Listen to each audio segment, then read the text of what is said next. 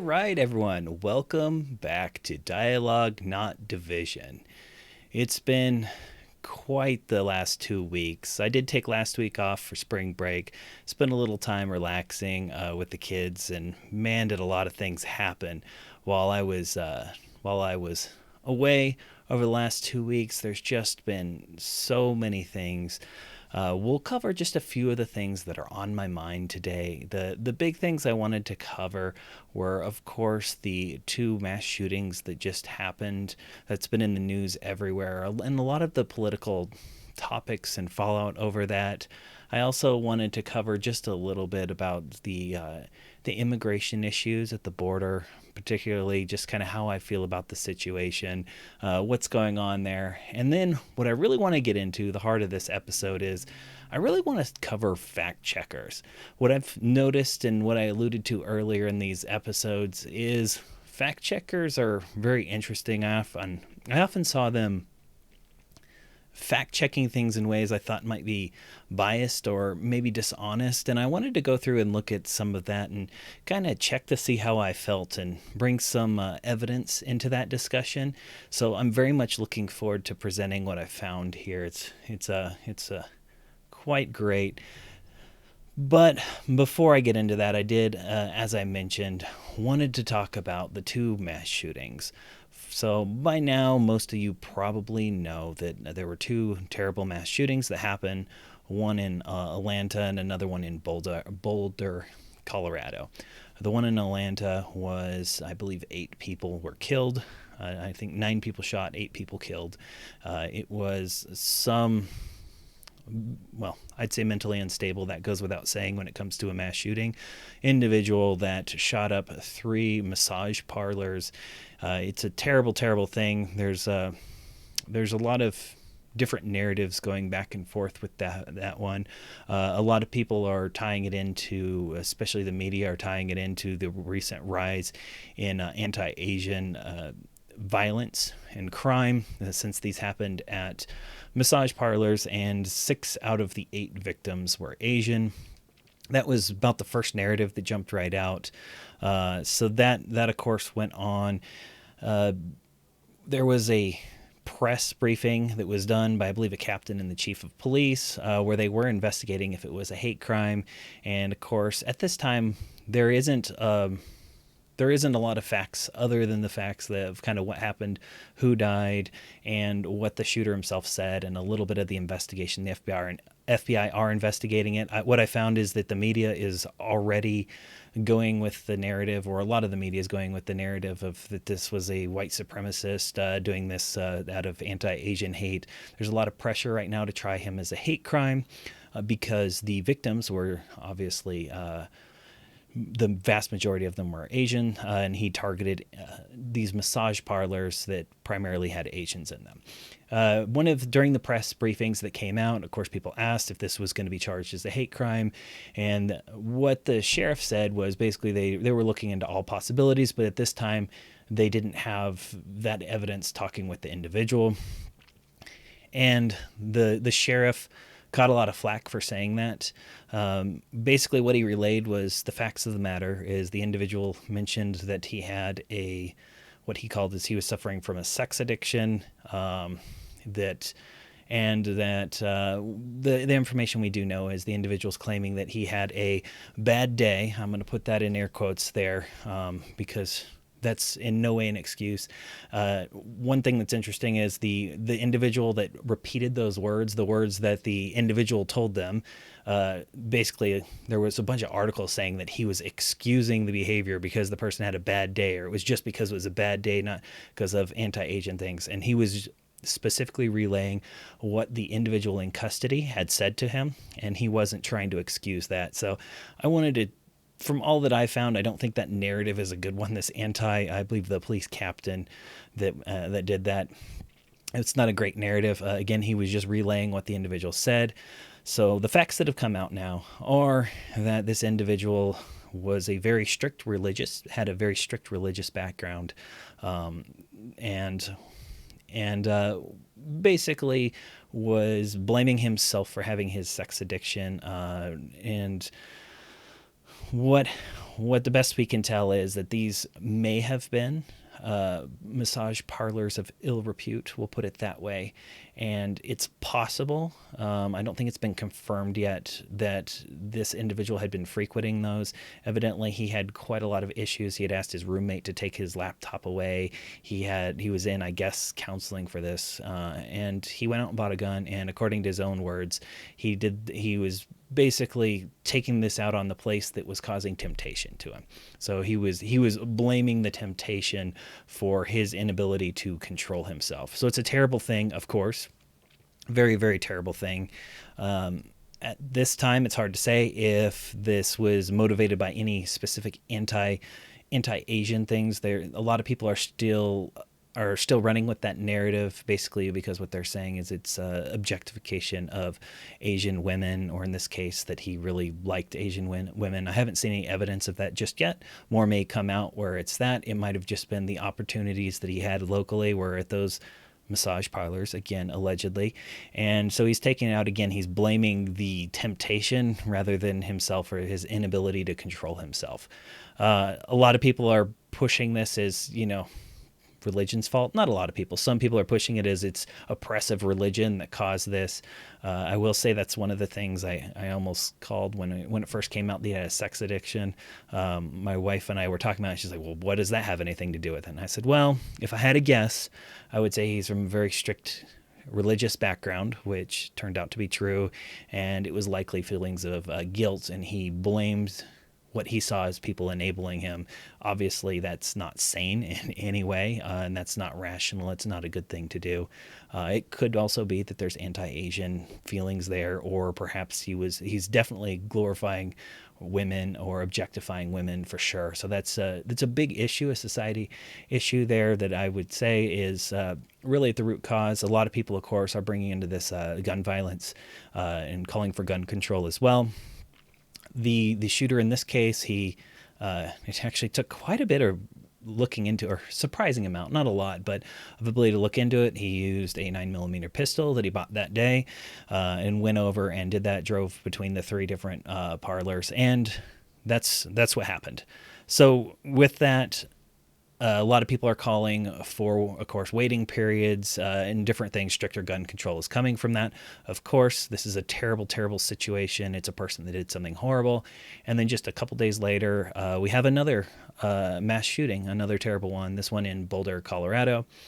This one was another individual that went and he killed, I believe, 10 people is the number here, including one police officer that was responding.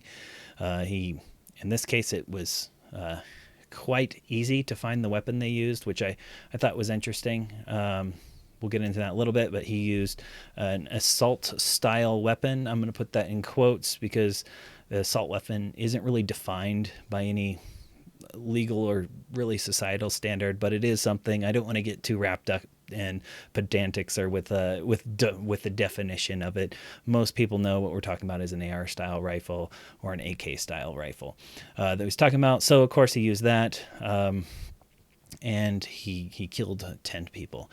In this case, I also saw the white supremacist narrative coming out quite strongly on this one. I will say it when his name and image came out. He's definitely not he's a Syrian immigrant that came here, and it seems like he had a lot of mental health issues as well. From best I can tell, he had some past cases of violence when he was in high school against other students there.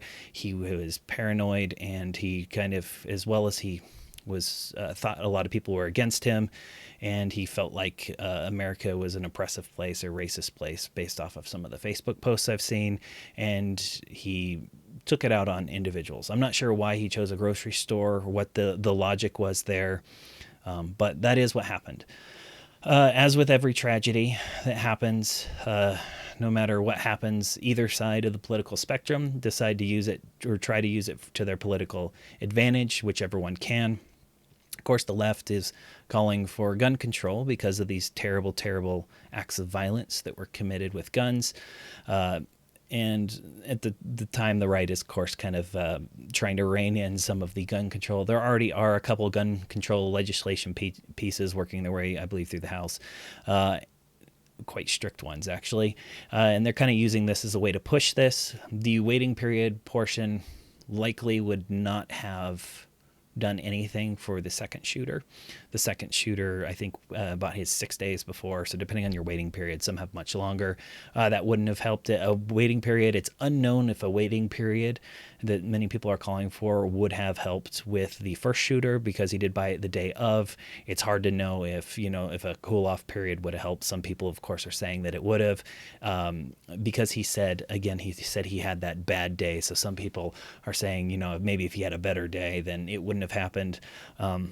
Perhaps, but to me, a mentally unstable person like that, that's doing that obviously has some issues, and I don't necessarily think just waiting out a couple days would fix those issues. Maybe it would have, maybe it wouldn't have. It's impossible to know at this point. So with this, of course, it's the biggest thing that I noticed was the difference in the way these two stories are being handled by the media. I'm a big critic, for those that don't know, of mainstream media for many reasons. I actually find that a lot of people, I think I went over this in the past, but a lot of people on both sides of the aisle are a big critic of the media, and mostly because they don't necessarily feel like they're objective and they're not reporting as they should. Again, immediately when the first one happened, it came out with this anti-Asian. It was an anti-Asian. It was a hate crime. It was all of this before any of the evidence came. I'll give Joe Biden credit. He said, "Hey, I'm going to wait until the investigation is done, and then we'll make a determination." Which is again what I would recommend everyone do. Is let's get some of the facts and see what the motivation is behind this. Obviously, it disproportionately affected or drastically affected people from the Asian community. So it was a terrible act of violence on Asians. What's required for a hate crime currently to be charged as a hate crime is you do have to be able to show intent, and that intent, or it was because of one of those protected categories, such as in this case, them being an Asian. So if they can show that this was because they were Asian, or it was fueled directly because they're Asian, it would be tried as a hate crime. Again, I haven't seen any evidence yet, and I believe the latest news postings are that there's no direct evidence of that, and it would be very unlikely that they would be able to try that and get a conviction with that. So, of course, that's going out immediately. Motive was put to that one. And with the second shooter, there kind of was, again, right when it happened, before the name got out, all of that, it was talking about it being white supremacy, of course. And then it kind of turned out that he wasn't white, depending on how you define white. It really depends, again, because many of the stats I saw that talk about the different shooters, whether or not they're white or not, do actually include people of that descent. And again, the media now is saying, almost immediately when they found out, backed off of like, we're not sure why, we're waiting on the narrative, we don't know why, we're not going to speculate. So I thought that was interesting. Again, the one is a more direct speculation, I'd say, with the first one than the second one. But I thought it was interesting that it was handled. And then I mentioned I had to dig a little while to find out what weapon was used, other than the fact that everywhere on media, it was that, he bought the weapon right away. And this is something I find a lot in mass shootings, is if it wasn't an AR-style rifle, they don't list it, or they list it deep down in an article. This is one that I found from USA Today. I scrolled down, and you'll see down in the article, it talks about the wait time before purchase, and it does say he bought the 9mm handgun just hours before he went on the shooting spree. And then, of course, they talk about how a waiting thing may or may not have caused that. They talked about how there was no waiting period in that city, or that state, excuse me. There was no state. And then, of course, they bring up the unrelated fact, but similar act, that basically you have to make there's no waiting period for handgun, but there's a 24-hour waiting period for an abortion, so that you could change your mind, which they thought was hypocritical. I maybe tipping my hand a little bit before we have the abortion conversation, but I can absolutely see why you do that, and why you'd mandate or want to mandate a 24-hour waiting period for such a life-altering decision for the baby. So again, I do consider babies in the womb a life, and to me, they're mandating a 24-hour waiting period before you kill a living being. So to me, those two don't directly equate. I'll save that conversation for a different day. That's one of the topics that I actually have a hard time seeing both sides on. But I'm sure one day we'll get there, and that might be my first guest on the show. Is I'll have to bring somebody else in to have that discussion, perhaps to change my mind. However, I kind of doubt it. Some things are deeply seated in some people, and that's one of mine. I did mention at the start of this, I have some things that I have a hard time seeing both sides, and that's one of them. But anyway, so that of course was going on, and then you'll notice I searched for same exact terminology, weapon used by the Boulder shooter. And first page, this is actually the first result underneath the ads that I clipped out. You see that it says here that it happened. He had a handgun and a military-style semi-automatic rifle is right there when you search for it, and this was the first result. This is often the case if a military-style rifle was used, is they don't hide that fact. However, if there's any other weapon or anything else, it seems like the news just doesn't cover it because they don't want to point out the fact that the majority, and we'll get into this a little bit, the majority of gun deaths and shooting deaths are actually by handgun, including mass shootings, depending on how you define mass shootings, are actually done by a handgun and not by an AR or assault rifle or military style rifle, however you want to say it. Again, I understand the terminology. I don't like to get caught up too much in the terminology. I think that's a crutch a lot of conservatives use, is, calling people out on bad uses of terminology instead of actually debating them on the argument. So I don't want to get too much into that because we all know what we mean when we say an AR style rifle.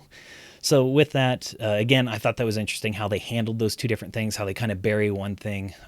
One of the pro-gun people that I follow brought up an interesting thing. Of course, on maybe a lighter note, not really. It's actually pretty sad. Another thing that hit the news was that President Biden, he tripped a couple times going up the stairs at Air Force One, or slipped one of the times going pretty much all the way to the ground.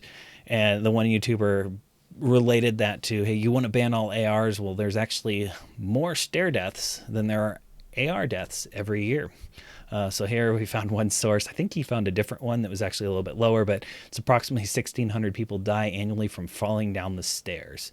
The point there was not necessarily that those two are a direct equivalent. Obviously, one's an act of violence on another, where another is an accident, two different things.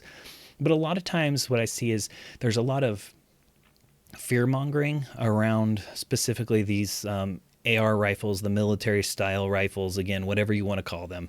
There's a lot of fear-mongering around that. There's a really a lot of the media pushes this fear around it. And of course, when these mass shootings happen and they do have an AR style rifle, or again, a military style rifle, they really amplify that and talk about how deadly they are and many other things. So I wanted to dig a little bit into some of those more facts.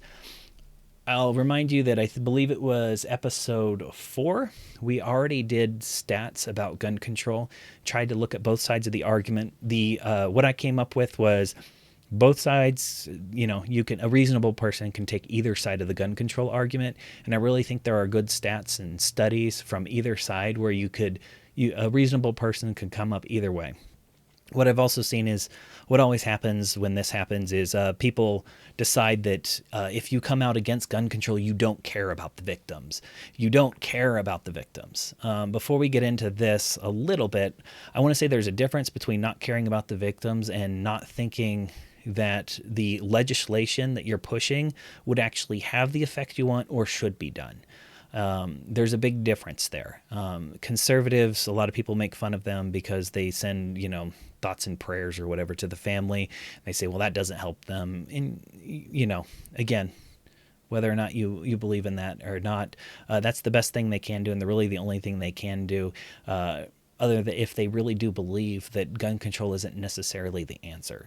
I'll remind you that in our previous episode 4, we went through and looked at the stats, and we found that there are lots of studies that show that there are at least equal amounts of defensive use of firearms to homicides. We separated out the suicide stats from there, but there are at least as many defensive uses, if not more, depending on the source you looked at. Again, that number is very, very hard to actually come to a real one because it's hard to say how many lives were saved For instance, in the one church shooting where an individual with a firearm did stop it, how many people would have died if he wasn't there?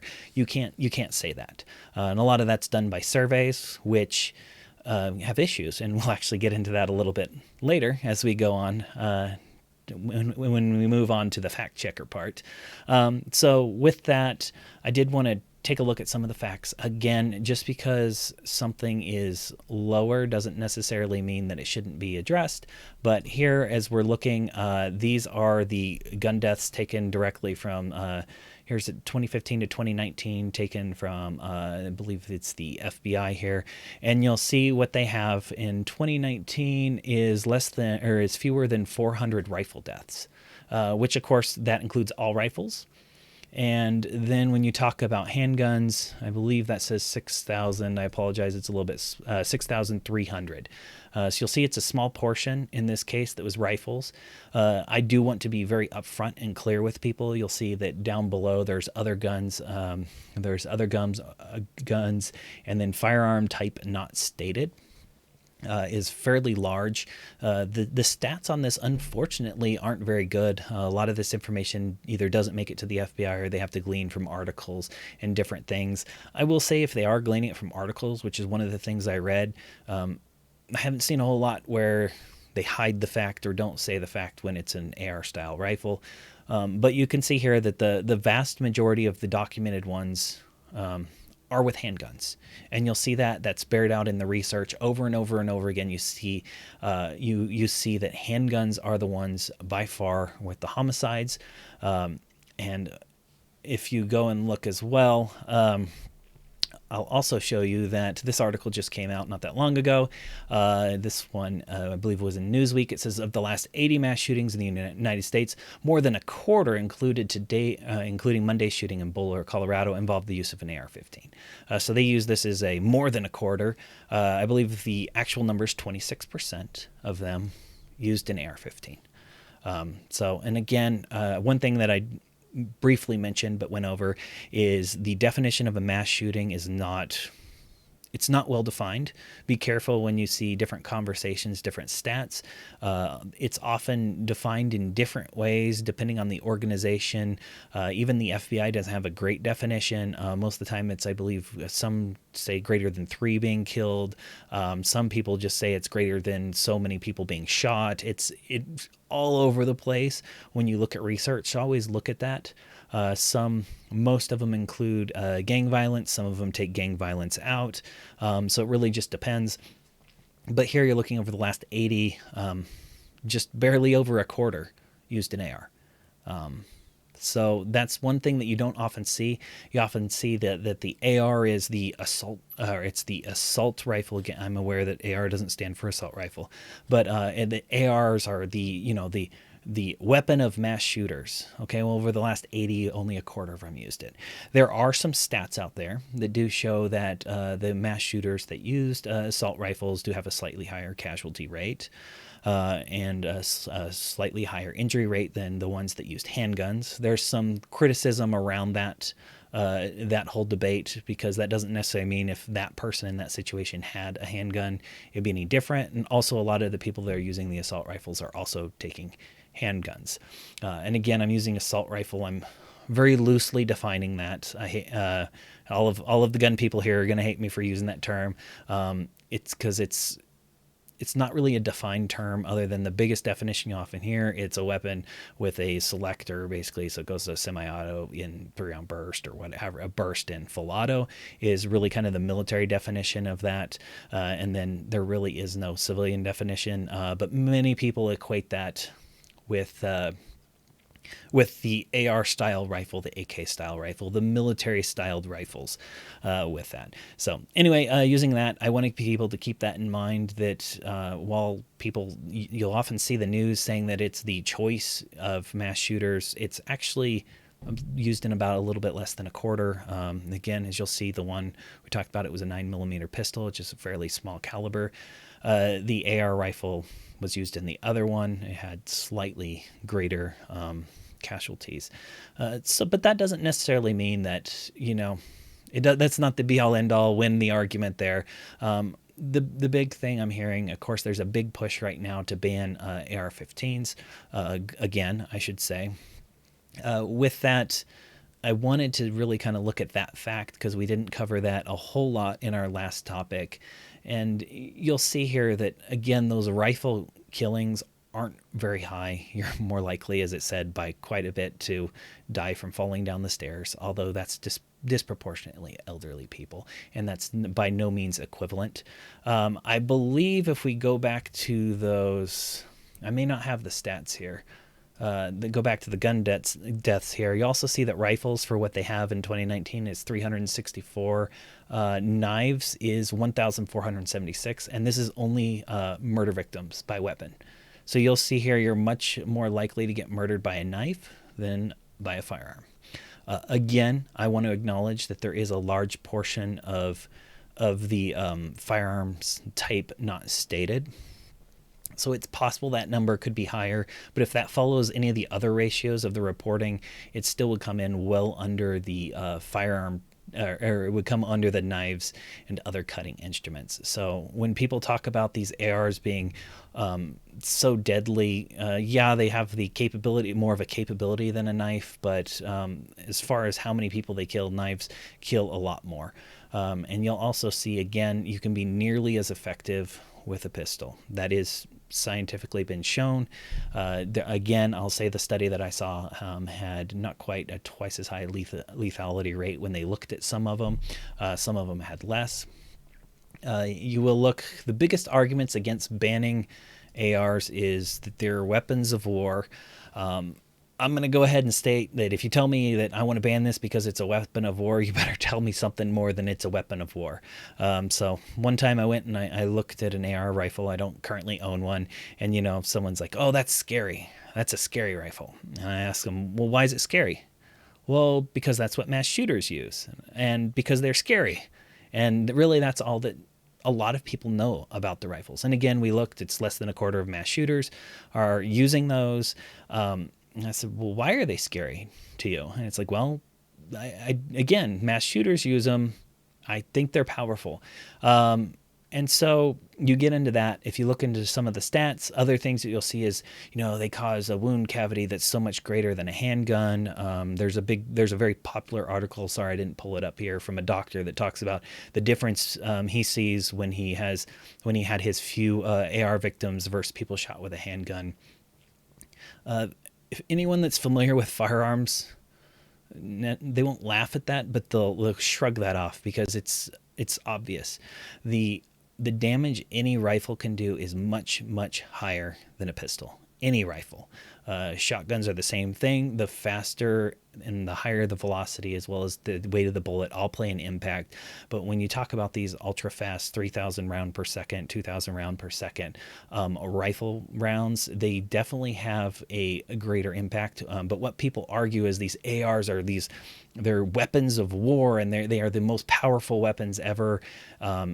And so a lot of people that are familiar with guns laugh a little bit, because I know when I was in the military, we'd often make fun of, you know, how small the bullet is and how ineffective it was compared to the AK platform that a lot of people were using other places. And you'll notice if you're a hunter, very few people hunt with the AR platform unless they're hunting small game or feral pigs. That's a big problem in Texas, and the use of ARs is actually very common hunting them because they don't have the stopping power to be able to humanely and effectively put down an animal. So when you look at it and you see a lot of this hype around it about how this terrible this is and how it's just such a powerful weapon, anybody that knows anything about guns normally will say it's nothing compared to most hunting guns. It's really not even close. So I did find an article. I looked into this a little bit, of course, trying to quantify what most people that are familiar with weapons know. And of course, what you'll say is, you know, if I got a choice, if I have to get shot and it's between a pistol and a rifle, I definitely take the pistol any day. Now, if it's a rifle, what rifle shoots me? It's not going to be a hunting rifle. We'll put it that way. It'd probably be a little 22 rifle. But if it had to be something higher than that, it would likely, unfortunately, be a 223 or 556, which is the AR platform. But when you look in this, I did find this one article by E. Gregory Wallace. I actually think he's a lawyer out of one of the universities. It was a fairly good, it was a decent analysis. But what he did is he looked at a lot of these claims that were being made and kind of argued in the courts about how that assault weapons, again in quotes there, like the AR-15 are exceptionally lethal, far beyond non-banned firearms, that the rate of fire is virtually identical to non-banned semi-automatic handguns, rifles, and shotguns. Its accuracy is better than firearms, and all of these claims that are being made in courts when they're arguing to ban these. He took a look at this, and basically what he said is, what he found is its fire rate is really very similar to most other semi-automatic weapons. That's just one of the things it is, including handguns.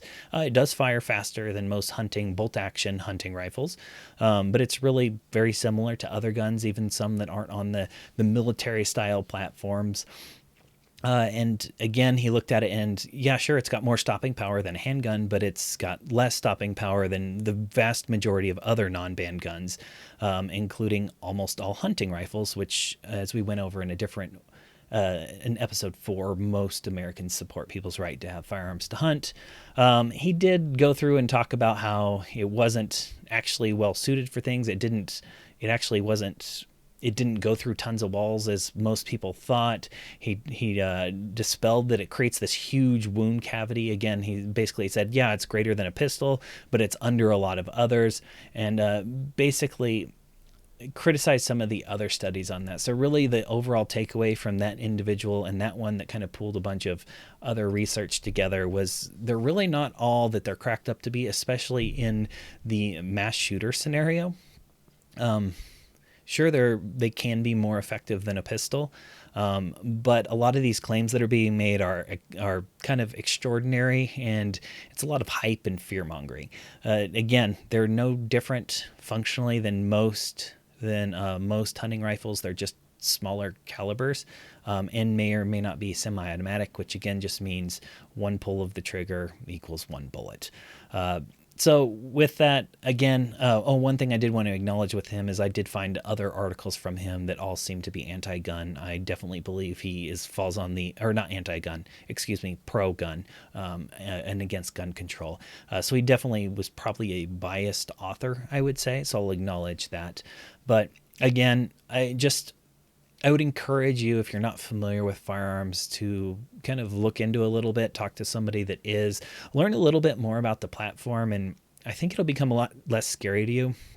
And I wouldn't believe any of those politicians that are telling you they're heavier than 10 moving boxes, or that they kick like a mule, or that necessarily that they're, the most destructive thing as a cannon, or anything like that. That one actually I don't think was said. The moving boxes one was, and I've heard of another one, I forget who it was. There was a report of someone saying they got PTSD from firing one or something. They're really not that terribly powerful when compared to other rifles.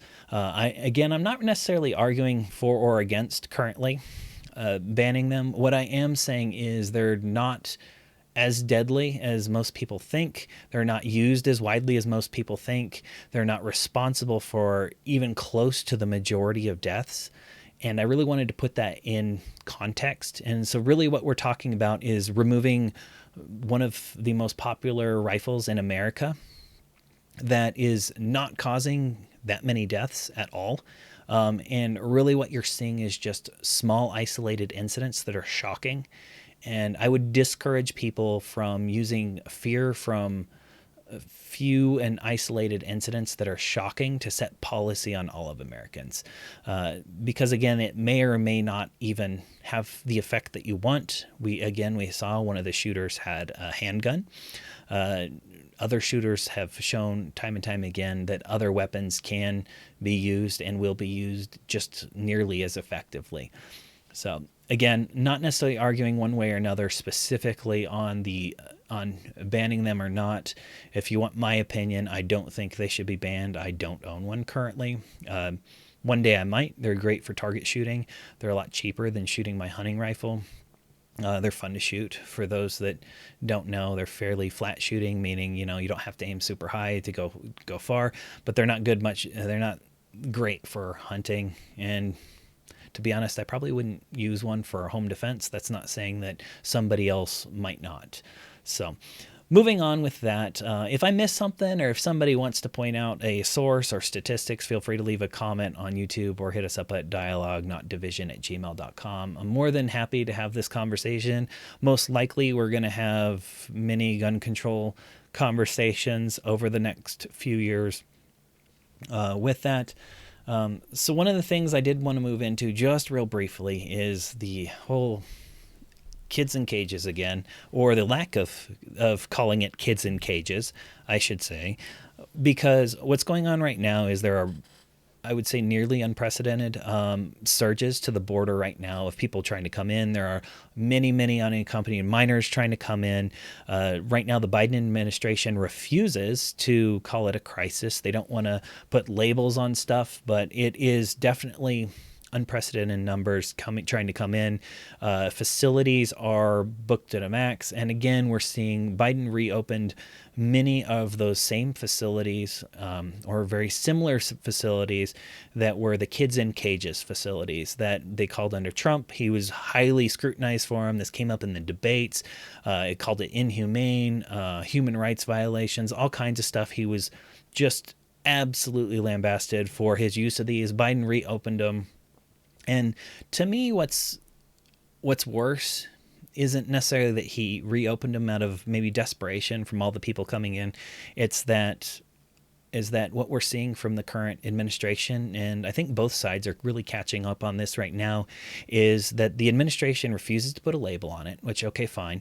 They are right now, other than releasing some numbers, they're refusing to let reporters in. They're not showing images of what's going on. They're not answering questions transparently, other than they say we're committed to being transparent, and then they're not transparent. So I'm just seeing so much of this lack of transparency around it. We did have one or two groups come with and try to find images of what was going on in these, because again, they were asking for images. They were asking for reporters to go in. All of these places were being told, don't talk to reporters, don't talk to even lawyers. They weren't even letting lawyers in for the immigrants detained in there. Basically, they didn't want anybody to see, weren't releasing any information. And we did have some images. This is one that I found. There was others from another group. And here's what you're seeing is stuff like this is happening. For those that can't see, there's a very, very tight space. Looks like plastic sheeting in between it. There are many, many people in there on small cots and with the kind of aluminum blankets, those real thin, I believe it's called Mylar blankets that are kind of used to highlight them. They're very packed in, close together. That image also is not the only one. I saw other ones that looked much, much worse. It absolutely looks terrible on the inside, and they're refusing to call it a crisis. And the biggest thing that I'm seeing is the media absolutely went after Trump for this. Absolutely went after Trump for this. The media here didn't pick up on it for a while, and now all they're talking about, or most of what I'm seeing other than Fox News, is I'm seeing them going, well, yeah, it's coming, but they're trying as hard as they can. The Biden administration is trying as hard as they can to get people out of there. I'm like, if this was Trump, and you would not be making excuses or saying he's trying as hard as he can. And just the hypocrisy that I'm seeing in the media right now makes me want to bring this up, because again, lack of transparency. They're supposed to. They're committed to transparency, but they're not giving transparency. And then the media is, especially for a while, was really downplaying this. More and more right now, they're picking up on it now that some of these pictures are coming out. But you don't see any images of AOC over there crying, crying for a photo opportunity, which was done under Trump. So, and I'm seeing a lot of some of the left-wing people not covering this. I guarantee you, if this was Trump, this would all be coming again. And I'm not saying that or what I should say is, all I'm asking for is for the media to do their job and hold the government accountable. And I'm also asking for the transparency that the Biden administration promised and is not giving us. If you're going to say that, live up to it, because the American people have a right to know what's going on. And then you got Biden saying things like he never told people to come here, and it wasn't him, when you can clearly see in his debates that he was saying America should be the place where it's inviting these people in, and he wants people to come. And then there's interviews right now with the migrants, some that came, and they're even like, yeah, pretty much I came here because of Biden, pretty much. They don't know the specific policies, but they're pretty much admitting it, and they won't just say, hey, some of our policies may have contributed to this, and we're working on it. Here's what it looks like. Here's what we're doing to fix it. Instead, we're working really hard. We're trying to meet CDC guidelines, and yet you see pictures of them squished together, which again, these pictures look exactly like what was under Trump. And then you see a lot of the media making excuses for him. So if you don't know about that, I would encourage you to just, again, hold everyone accountable for what they're doing, regardless if it's your side of the aisle or not. So moving on to that topic, there's another thing that came across my mind, and I've talked about this before, and with it, it's really about the way this fact-checking system works. So for most of you that are on Facebook, which is probably the majority of you, Facebook and many other places, they use fact-checking organizations. It's a new thing to combat misinformation. So what they want to do is basically not allow people to spread things that are wrong. And what they do is they employ these independent fact-checkers, and if you share something that's misleading, partly false or false, it'll label it, and depending on what level it is, they may or may not make you click through something to even see the video. And of course, this is done to prevent the spread of misinformation or, bad information that's influencing people. It might sound like a good idea on the face of things. What I want to say, though, is there's been a lot of questions about them. I've seen a lot of the way they word things. It almost seems like they tweak with the version of things they're fact checking so that they can turn it away from false to, to partly true or mostly true or things like that. And I've seen a lot of that, and some of it's kind of felt it's all anecdotal, but, and it's felt like, is this my biases working? So I wanted to look into it just a little bit. But what really triggered this for me is this gun rights activist, Coleon Noir, I believe I'm saying that correctly. He did a video response to a tweet that said 90% of Americans support universal background checks. So he did a video YouTube on this, and for some reason, basically he said, again, he was arguing that they don't support it. And the PolitiFact, I believe it was, fact-checked him as false, and then made it so that people had to click through stuff if it was shared on Facebook. So again, I'm not going to get further into whether or not, I'm not going to get super far into any of the more gun control stuff, but I really wanted to talk about how this one was handled, because he did a follow-up video that talked exactly about how this process worked, and a bunch of the things. So I'm going to kind of sum that up here of what he said. I highly recommend you check out that video that I just showed. Here, I'll say the title of it. So it's Coleon Noir. It said, proof Facebook fact checkers are censoring debates on constitutional rights like the Second Amendment is the title of his video. If you want to go look it up, I do highly recommend that you take a peek at his, because he walks it through a lot more than I will here. But so basically, here's what happened: is a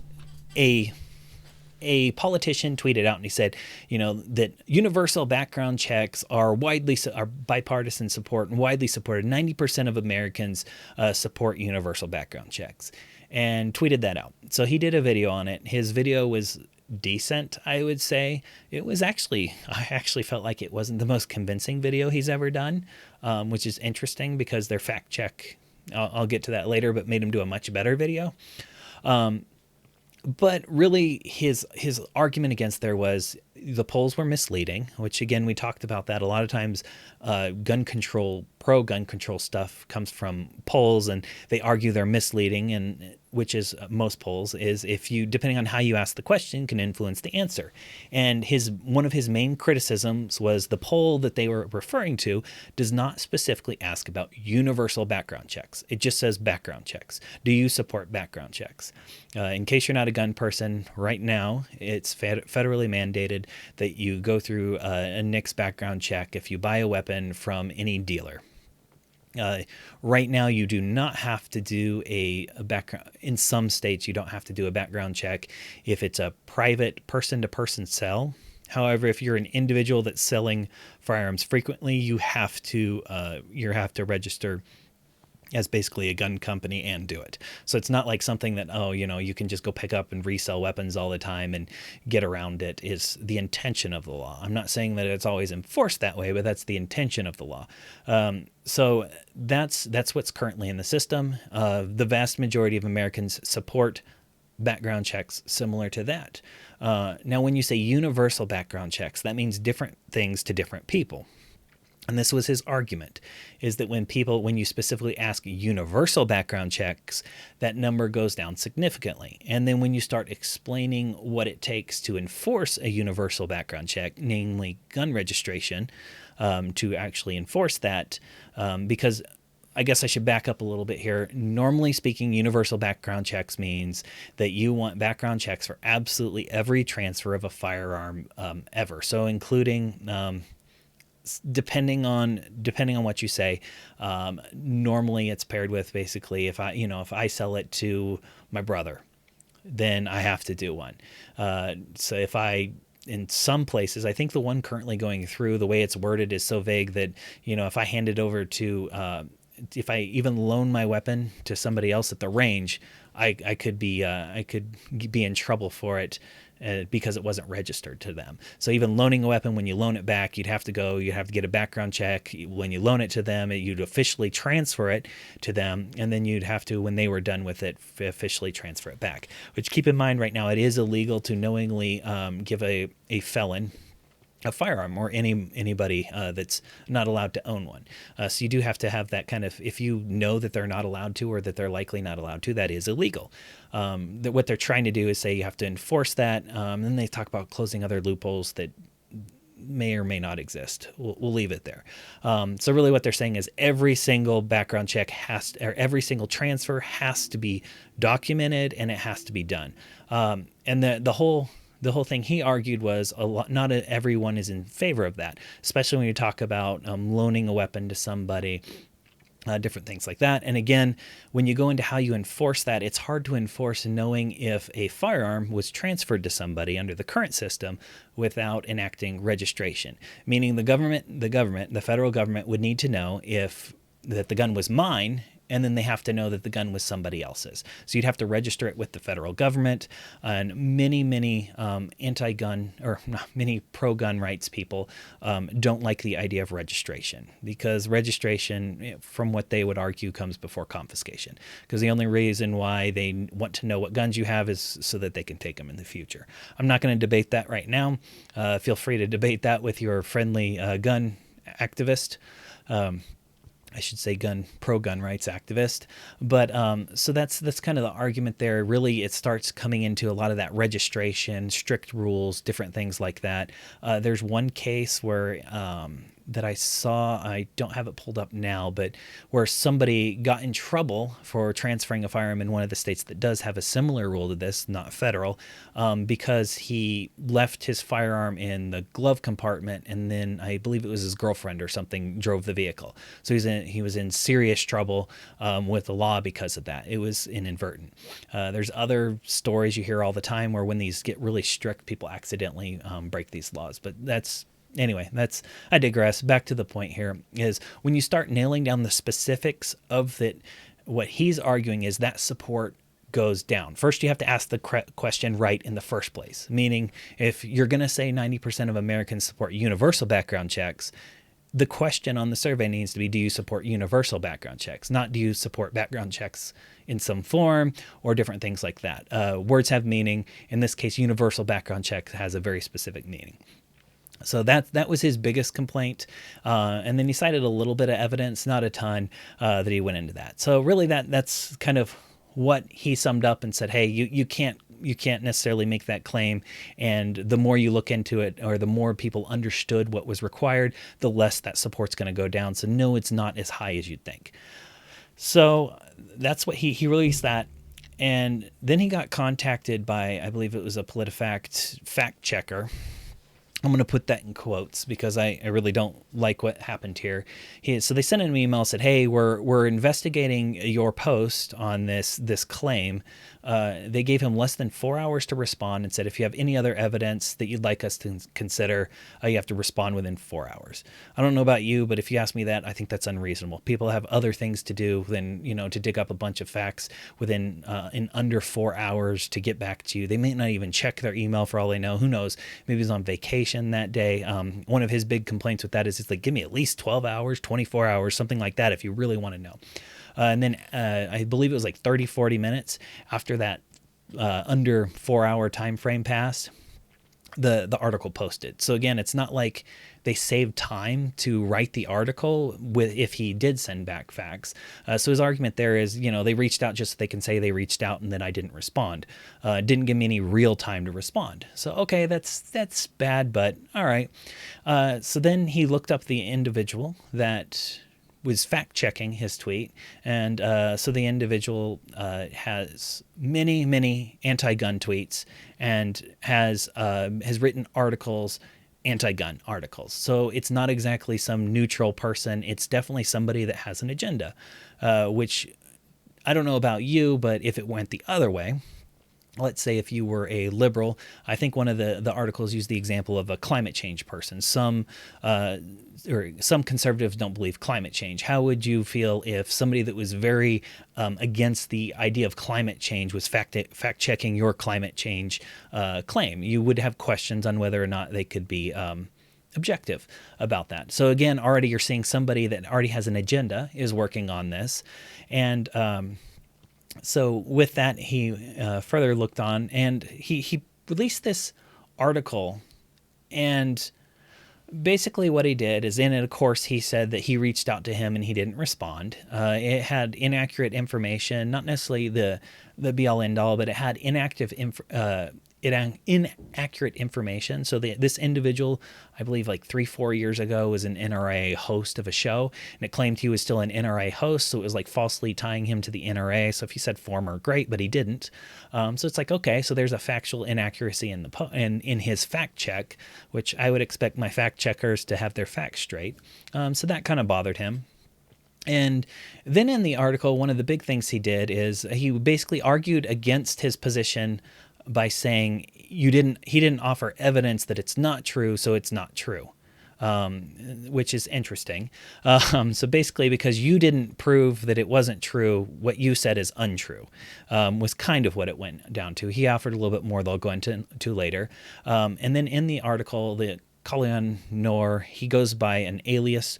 He doesn't release his real name. He released his real name in the article, which to me makes no sense, which of course that to him, he's like, yeah, okay, you can get it, but why are you releasing my real name? It has no bearing on this other than to try to shame me. In that article, it also misquoted him. It linked to one of his widely misquoted articles, and he showed exactly what it said. It's a comment taken out of context quite blatantly that makes him look bad. He showed the full context of the clip. It's nothing like it. So in this, again, it's the article, the fact-checking article wasn't about the fact. It was what he called a hit piece on him, which when you start talking about your, revealing his real name, you're trying to make him look bad and discredit him. I'm starting to agree with that there. And then he said that requiring a registry, that Colin said, if people knew that enforcing that would require a registry, that was false because he didn't provide evidence.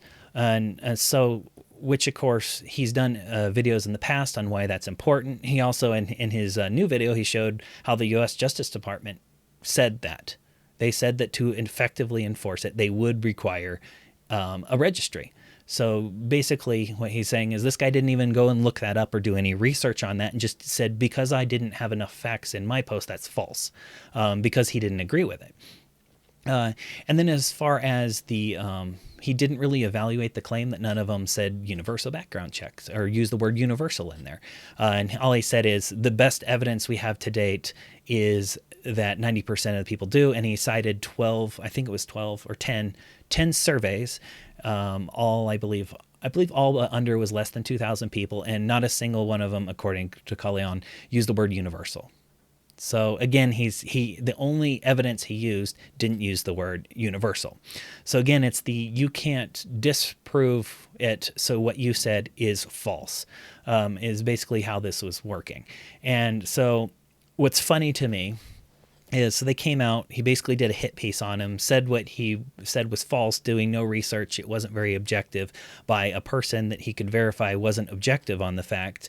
And it's funny because he did this new video, and part of it is he actually provided even more evidence, a much more convincing argument to me, because he actually went through and showed how there were other polls with a larger amount of people where that number drastically went down once you specifically mentioned universal background checks. He also brought up the fact that this has been voted on in, I believe, 5 blue states. And he took all of the votes, or the percentages on how many people. There's been over 4 million votes on this for actual policy for universal background check.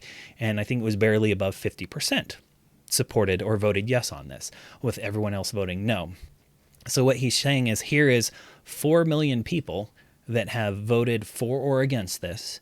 And out of that, there's nowhere near 90% support this, which to me is much better than a bunch of surveys that don't even ask the question that actually back up the statement of universal background checks.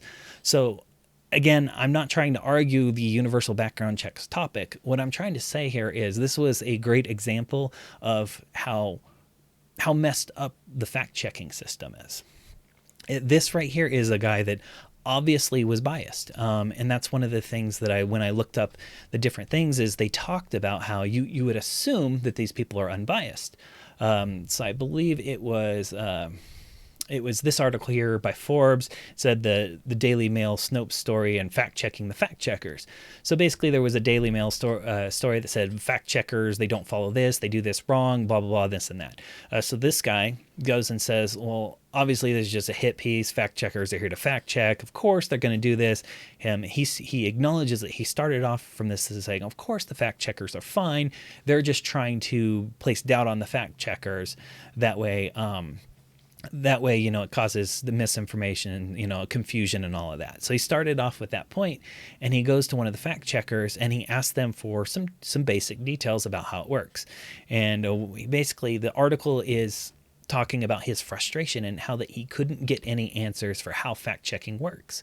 He asked about what's your vetting process, or how do you make sure these people can fairly evaluate it? Well, basically they couldn't tell him that. They couldn't tell him any of the details, so it was all secret. Now this is a little bit older, but his whole thing is here, if you can't even tell me how you're hiring or how this fact-checking process works, how can I have faith in the system? Transparency is important for me to have faith in that. So he talked about this, and then so again I looked some more into this, and I found a study that was done by, I believe it was R&P. It had a lot of statistics in it and stuff like this. It's a 2018 study, but this is the conclusion they came up with.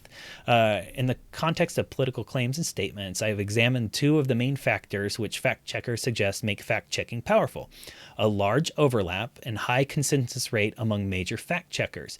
My findings suggest that fact checkers rarely fact check the same statement, and when they do, the rate of agreement on its factual accuracy is quite low for statements in the relatively ambiguous scoring range, like half true or mostly false. Relative to outright falsehoods or obvious truths, these statements are likely to be carefully crafted, subtle forms of deceptive remarks. This is where fact-checking has the most to offer the public, but this is the scoring range in which they struggle the most. The surprisingly low rate at which different fact-checkers agreed when evaluating the same statements in this scoring range suggests that providing objective information about candidates' honesty is quite difficult. So this was a study done. They looked at a bunch of the different fact-checkers, and basically what they said is, I can't have confidence in this. It's not doing what it's saying it's doing. They're not evaluating the same statements. Even when they do, they don't agree. There's a lot that's being done. And then, so moving on, there was another another article I was looking at. This one's in, I believe, the Investors website. This one, they had issues again with the fact-checking system. Fact checkers also often check opinions rather than factual claims. We'll look into that in a minute. Even though 2 people can form diametrically opposed opinions based on the same facts. And then worse, many media fact checks use other media sources to check facts, apparently forgetting that journalists get their facts wrong almost as often as politicians. So the first statement they make there is they're often evaluating opinions rather than facts. So obviously you can only fact check facts. Something's either true or it's not. Again, opinions are something you come to generally by looking at facts or by collecting different information. You come to your opinion. An example of this is, it was actually kind of, I remember a fact check that came out. It was kind of a mix between an opinion and a fact. One of the fact checks they did on one of the stories was back quite a while ago after the Capitol riots. AOC had a big story that was going on about how basically she implied, didn't actually say she was there in the Capitol, and that people were coming for her, and it was this big scary story. And it turned out, it came out she wasn't in the Capitol building at the time. She was in the Capitol complex. The complex is a big series of buildings. The building was a decent way further away. They did evacuate her building, but it basically, what came out to it is, it kind of made AOC look bad. And so the fact checkers fact check a statement that say AOC wasn't even in the Capitol building, which again, she wasn't in the building. She was in the complex, but not the main building. And what they said is, they called it mostly false. But what they actually fact checked was two things in that article. They fact check whether or not she was in the building, as well as whether or not she overreacted. So, because that was both the claims. Again, they crafted the claim they were fact checking so that they could come up with a narrative. And so they admit in there that she wasn't in the actual Capitol building. That's not where she was. And then they go on and say it's false that she exaggerated the danger she was in. And if you go and you look at it, the danger she was in, different people could absolutely come up with different things. One of her fellow colleagues also talked about how, she was calm, but AOC was not. So just different people that have been through different things handle fear in different situations differently. That's an opinion. Whether or not somebody overreacted to a situation is an opinion. You can't fact check that. There's no way to fact check whether or not somebody overreacted, especially if it's an edge case or not. So that's an example of where they fact checked an opinion also tied to a fact. But because they did that, they got to call it mostly false or mixed, and get that label added to the story. So kind of to suppress that information, because again, now people are looking, well, it's mostly false or it's mixed. So a lot of people aren't going to read it. I know I may or may not. A lot of times I'll read the article though. So that's one of them. This is another interesting one. Same article in Investors. Again, it says so they also use fact checkers to fact check to decide. Basically, the other fact checkers use fact checkers to see if they're right on their articles. So the problem is that fact checkers themselves can be unreliable sources for what's true or not. Fact checkers may make their own mistakes. They sometimes change ratings based on new information, or they make determinations based on arbitrary standards they can change from one review to the next. Case in point, PolitiFact called a 2012 Mitt Romney campaign ad its lie of the year for a statement about Jeeps being made in China. And then PolitiFact admitted that the lie in the ad was actually the literal truth. So I want you to think about that for a minute. They actually called it and dubbed it their lie of the year. Their lie of the year. And then it turned out it was actually the truth. And the thing that happens there, the thing that's concerned is, sure, they made a mistake, they corrected it, but they make a mistake, things get, it makes, in this case, Mitt Romney look bad. For a while, things can't get shared. It interferes with the flow of information. People remember that, and then you change it later, and a few people see it, but not everyone sees it. And here, that's a blatant example of them getting it wrong, was one of their examples. Here's another one that I brought up, looking at fact checkers. So this organization, now I forget what it's, Real Fair Politics, I believe is what it's called. They went through and they now have a site where they kind of fact check the fact checkers. And here you'll note, I looked up on their site how many basically use a source of a university or academic type, and of their different fact-checking sites. And you'll notice here in this chart, if you can see it, the one that uses the most University sources only use university sources, or actually academic research, to back up their fact checking 34% of the time. And that's PolitiFact. 34. So about a third, a little over a third of the time, they're actually using credible sources. Like, wow, that's interesting. Fact check goes to 25. New York Times is only 15%. Washington Post is 15%. Snopes is only 11%. And Weekly Standard is only 7% using academic sources. So what they're really highlighting there, or what this is highlighting, is what sources are they using? So let's take a quick peek at that. If you're looking here, this may be hard to read, but PolitiFact, they have some stats here. Basically, they have a bunch of checks. So the sources for their verdict was 9% of their sources were from themselves, PolitiFact. So they sourced their own. 3% was from the New York Times. 3% was from the Washington Post. This is a specific topic here.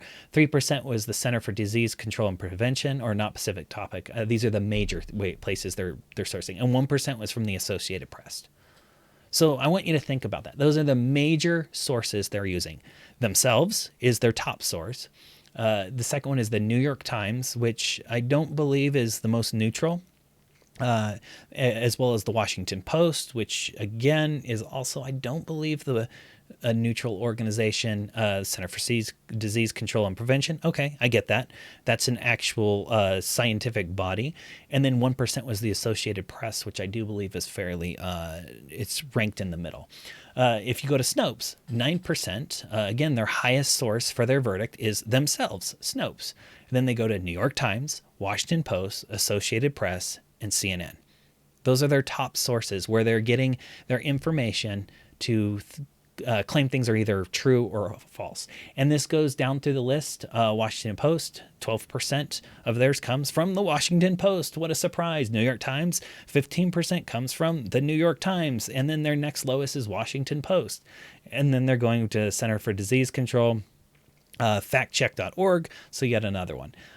So again, what I'm seeing here is they're using other news sources, exactly what the article said, to fact check, and their primary focus, or their biggest one, is themselves. So they're fact checking themselves, their own organization, and they're not even using their largest ones aren't credible organization, they're not academic research, and yet they're doing fact checks, and that's the facts they're pulling from. Now I get it, some things you kind of have to pull together and do that. They're trying to operate fast, but this is what's deciding whether or not people can share things.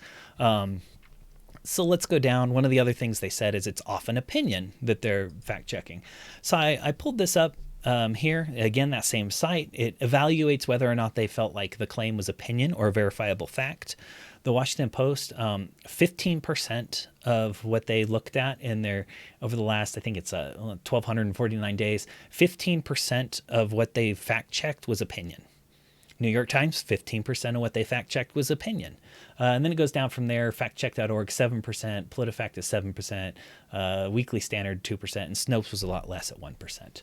But what you're seeing in here is, again, there's a high activity of fact-checking opinion. Fact-checking opinion. How do you fact-check an opinion? You can't. It's an opinion. Now you can fact check specific claims, but you can't fact check an opinion. And you're seeing here, the top ones doing 15% of what they're fact checking is really what it comes down to is opinion. And that's one of the big things there. I wanted to show another example since we have one. This one also happens to be a gun example because I clicked one.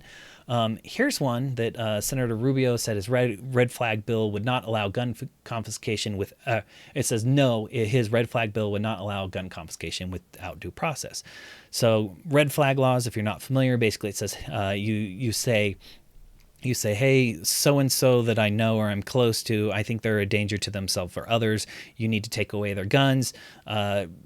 Normally you go to law enforcement, I believe, you file that complaint, a judge decides, they take away the gun. So here's what they said here. If your time's short, here's the summary. A court order could could order the temporary confiscations of guns on an emergency basis if a judge is a threat to himself or others. The person would not have a right to attend that hearing, but sworn testimony by law enforcement or members of the person's family or household will be presented. A person whose guns are temporarily confiscated would have a right to be present at another court hearing to be held within 14 days. And they ruled this as, I believe, mostly false or false. I have the thing here. So again, here's what they're saying is, no, it would not violate due process. So they're stating this fact. So I looked, what does due process mean? So one of the things they acknowledge in here is, well, due process is a little vague. Okay, good. Due process is a little vague. So I Googled due process. What does it mean to most people? Here's one site I pulled up. Due process is basically a legal requirement that no citizen be deprived of their legal rights without proper application of the law. In other words, under due process, a person cannot have their property seized or to be put in jail without first going through the legal system to determine if they are guilty of the crime or they've been accused of. And it goes on from there. So they can't have their property seized without going through the system and them being determined guilty. That's exactly what a red flag law is. If you do this definition, you definitely get your property confiscated before you're determined guilty. Now, you might argue that that's not a great definition. That didn't come from, I don't think it came from like a major legal site or anything else. I looked up another one. This is also due process, procedural due process. Again, procedural due process is a concept that requires that a person be given notice and a chance to be heard when the state is taking action to deny them life, liberty, or property. Let me remind you what a red flag law is. You lose your property without ever knowing, because somebody else claimed that something happened. So I think now you might be able to argue due process by other definitions just mean that there's a process of law and it's fair and equally applied. There is also that definition. And again, the article acknowledges that the definition can be a little bit shaky. Well, here, if you look at that definition, the red flag law absolutely violates the one of where you need to be notified and present or found guilty, depending on which definition you lose, before your property is taken away. In this case, what happens, and they cite the actual law, is either a police officer or a close family member comes in. They say, hey, this person's an issue. They give a sworn statement, which nobody ever falsifies those, correct? You might remember that during this election period, there were quite a few sworn statements of malfeasance in the system. And again, we're reassured that this is the most secure election system ever. But again, there were sworn statements, lots of them. But so a sworn statement, or either you or a family member or a police officer come in, they swear some things, and the judge decides if there's if it's reasonable. I believe there's actually a higher standard for this one. But a judge decides, hey, yeah, it's good, and then the police come and take your weapons. I don't know how this specific bill has it enforced, but many of the fear is it's going to be how do you think the police are going to come to take a weapon from somebody that they believe is mentally unstable? And the answer is most likely with SWAT. They're going to bust in your door and take your weapon. Now, maybe that's over the top. Maybe that's wrong. I don't know. I'm not going to present that as fact, so don't fact check me on that one. But that's the thing there is, again, you don't even know this is happening. This happens without your consent, or not, well, without you even knowing, without you getting a chance to come there and defend yourself, and then you get your property taken away. So if you go by two of the definitions that I looked up of due process, you could absolutely see that, yes, by those definitions, it might be considered a violation of due process. You could also argue, and I'm sure many, many legal scholars would, that no, this doesn't, because there is a process. Yes, of course, you could come back after, and argue for it, but still, it's taken away before they take away your property, before you even have a chance, before you know. And that's the big thing. That's kind of my catch with red flag laws. I'm kind of on the fence with many of them, because obviously they serve a purpose, and used appropriately and sparingly, perhaps they could likely save lives.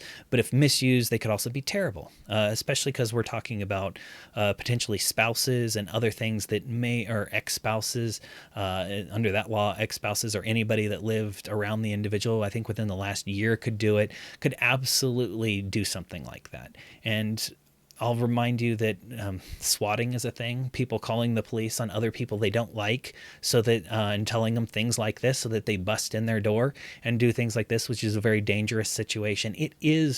There is a precedent of things similar to this being misused. I believe a couple states already have this. I don't think there's been a high occurrence of this either being used or it being misused currently. So there's an argument for and against. But really, what I'm trying to argue here is that a reasonable person could see, yes, absolutely, this is a violation of due process, because due process means I get to go and talk to the judge as well. I know that this happened. I can defend myself. And here's the result they said. So this statement contains an element of truth, but ignores critical facts that would give a different impression. Our definition of mostly false. So again, mostly false, slap something on Facebook saying it's mostly false. And I hope that I've convinced you that at least you can see how there could be a valid concern that somebody is violating their due process. Again, I'm not making the argument that 100% is, but what I'm saying is a reasonable person could see that. And yet we have somebody that said, nope, that's false, or mostly false. And you get that thrown up and trying to control the conversation. So that's another example. One of the great takeaways from that investors article I saw is it says, really kind of sums the article up, is there's a bigger problem with this fact-checking trend, however.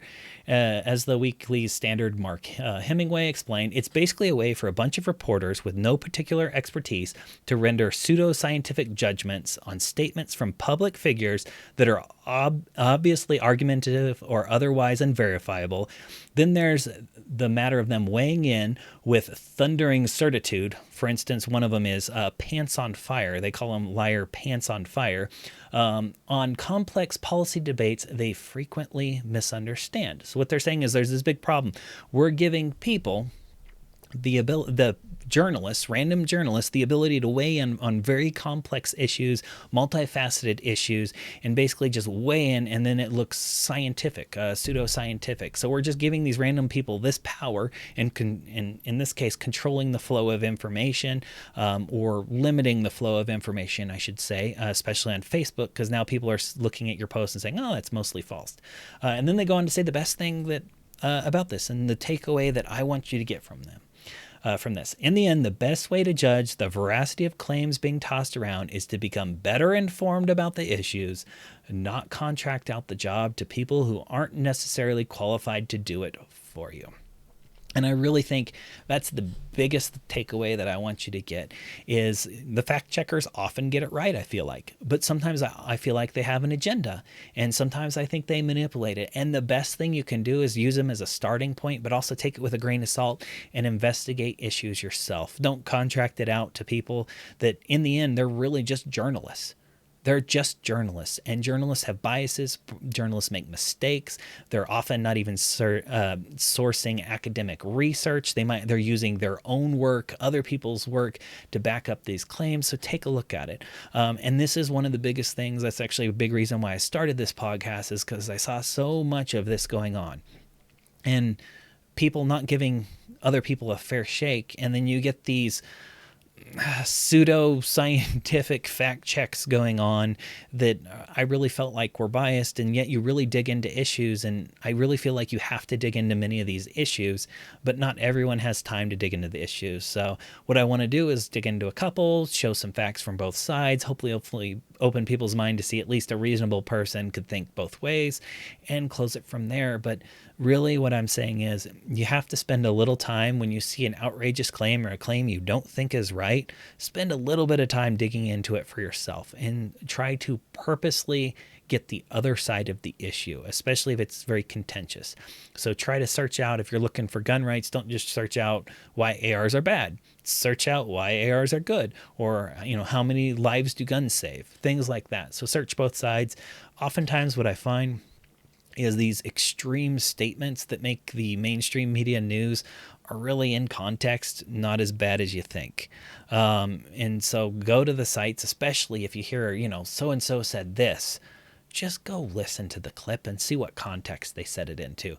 As some people say, just expand that on both sides. For instance, that Coleon Noir, I believe I'm saying his name right, misquote, like if you expand that, you could easily see what he was saying didn't mean what people were trying to say. And yet there's all these mainstream media or these journalist activists, what I feel like intentionally taking things out of context. And it's not just journalists. It's also people on these conservative and liberal shows that are intentionally, well, not necessarily intentionally taking things out of context, but they're reading things through the filter of their confirmation bias. And often they are taking it to mean things that it doesn't necessarily mean. And I see that quite frequently. So overall thing that I want you to take from this is fact checking is decent, but make sure you do it yourself. Don't contract it out to some random journalist, as they said. Take it with a grain of salt, read the fact check, go through it, see if it makes sense to you, do a little bit of research. If you spend 5 or 10 minutes, you'll be better off in this world. So anyway, thank you very much for those of you that have made it this far. I hope you like this episode. Please do leave me a comment or shoot me an email at dialogue.notdivision. Let me know what you think. Let me know if there are any topics that you want me to cover, and I just may cover them in the next episode. So thank you very much and have a great week.